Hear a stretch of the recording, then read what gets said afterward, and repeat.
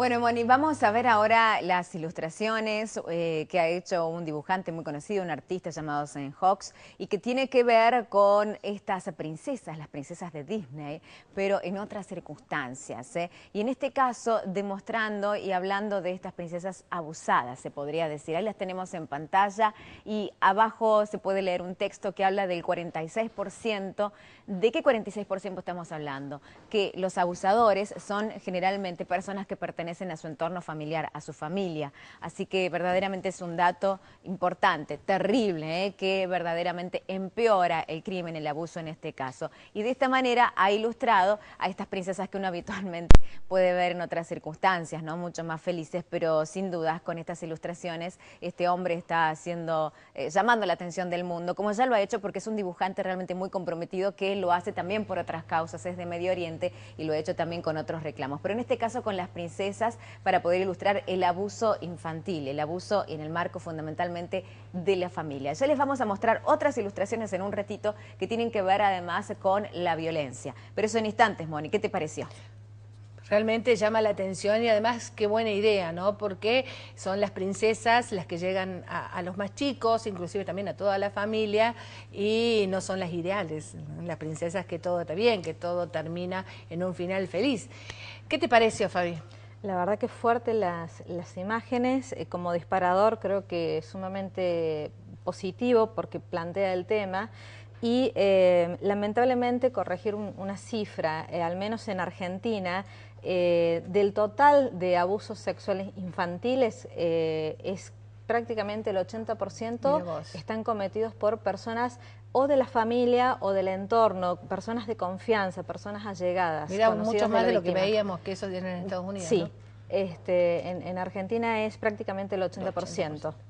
Y bueno, la primera diferenciación sería, hay muchos mitos respecto al abuso sexual infantil. En primer lugar, uno de los mitos es que las víctimas son en un porcentaje mucho más elevado mujeres, niñas, que varones. ¿No es así eso? No es así. En realidad está muy parejo el porcentaje. Sí hay mayor cantidad de niñas que de niños abusados, pero la diferencia es prácticamente mínima. ¿Por qué las estadísticas en Córdoba puntualmente y por organismos oficiales dan un alto porcentaje de niñas víctimas en relación a los varones?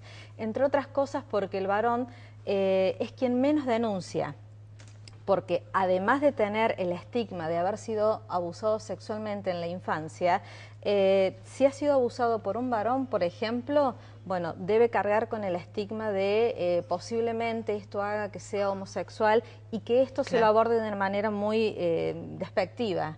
Y si ha sido abusado, en cambio, por una mujer adulta, en general el discurso social es: pero eso no es abuso. ¿Qué más querés que una mujer grande te hizo debutar? Entonces, hay tanto prejuicio en torno a ese varón que aún o sea, como que afecta más psicológicamente al varón todavía, ¿no? Es que lo afecta más psicológicamente.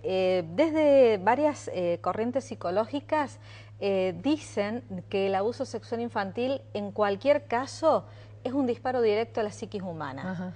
Es uno de los eventos que más destruye el psiquismo de las personas.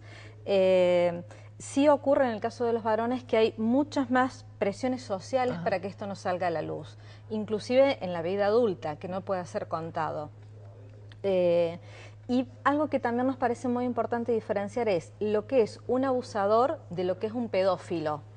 Son cosas distintas. El pedófilo, que sí es una patología, es aquella persona adulta, varón o mujer, que solamente tiene deseo sexual, que su objeto de deseo sexual son niños y niñas.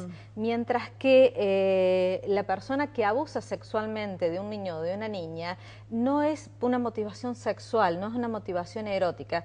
Los abusadores son personas que perfectamente pueden tener relaciones sexuales y relaciones afectivas con otras personas adultas. Cometen el abuso sexual como una manera de ejercicio del poder. Es su manera de dominar, en este caso, a niños y a niñas. Trasciende el ámbito sexual. ¿Y cómo hace un papá o una mamá que debe estar viendo esto en este momento para darse cuenta? ¿Cómo lo podemos prevenir? Bien, en primer lugar es fundamental que a niños y a niñas desde la primera infancia se les estimula el diálogo, que en casa se pueda hablar de todos los temas, inclusive que haya algún momento en el día, que puede ser el desayuno, la cena, el almuerzo, donde la familia se reúne, que aunque sea 5 minutos se dediquen a dialogar. ¿Qué fue lo mejor y lo peor que pasó en el día? Y que se pueda poner en palabras los sentimientos. En segundo lugar, es fundamental que este niño y esta niña sepan que cuente lo que cuente, mamá y papá van a creerle. Que generemos confianza en nuestros hijos y en nuestras hijas. No solo que puedan hablar, sino que se puedan sentir comprendidos y creídos por nosotros, mamás y papás. Y también inculcar desde la primera infancia el respeto por el propio cuerpo, el derecho sobre el propio cuerpo. Muchas veces pasa que, por ejemplo, llega a una casa la abuela cargada de regalos y justo en ese momento este niño o esta niña estaba jugando, estaba entretenido con otra cosa y no tiene ganas de ir y darle un beso a la abuela. Y sin embargo insistimos, dale, anda, dale un beso a la abuela. ¿No ves que te trajo regalos? Bueno, esto de besar, ser besado, acariciar, abrazar, tiene que ser una elección de este niño o de esta niña. Sí, inculcarle el respeto a que salude. Hola abuela, ¿cómo estás? Gracias por el regalo. Pero de ahí a obligarle a que dé un beso o a que reciba un beso, no, porque el mensaje que estamos dando al obligarlo es: las personas adultas tenemos derecho a hacer en tu cuerpo lo que querramos. Y lo cierto es que las personas adultas tenemos derecho a hacer sobre el cuerpo de un niño algo que ese niño no quiere, solo en 2 casos, por razones de higiene y por razones de salud. Ningún niño ni niña quiere ser vacunado, por ejemplo, quiere recibir una inyección, pero si por una cuestión de salud lo necesita, aunque no lo quiera, tenemos derecho a hacerlo. Tenemos la obligación, es más.